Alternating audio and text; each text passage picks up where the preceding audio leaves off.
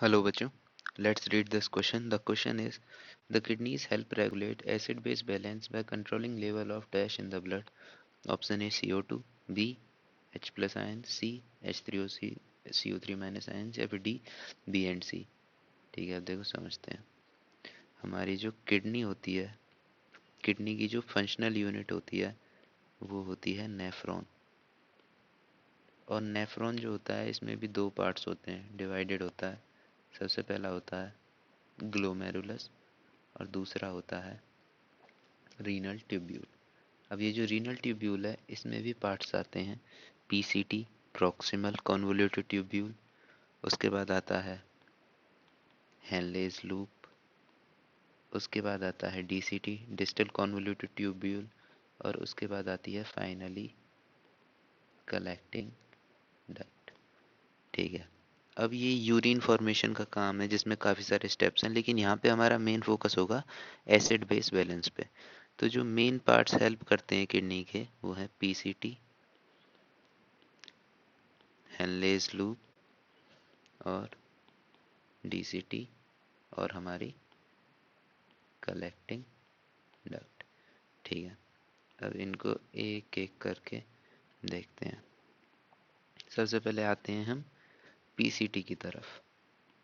ठीक है, पीसीटी क्या करती है? पीसीटी सीक्रेट करती है हाइड्रोजन आयंस, अमोनिया और पोटेशियम आयन फिल्ट्रेट में, और उसमें से एब्जॉर्ब करती है HCO3 माइनस।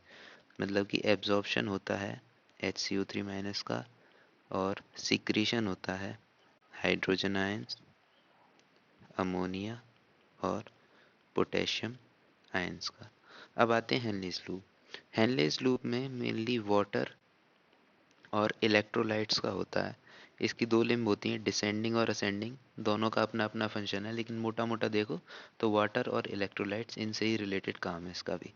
डीसीटी, डीसीटी में होती है conditional reabsorption of Na plus. ये एक इम्पॉर्टेंट पॉइंट है, ध्यान रखना, भले क्वेश्चन के लिए ना हो लेकिन अच्छा सवाल बन सकता है।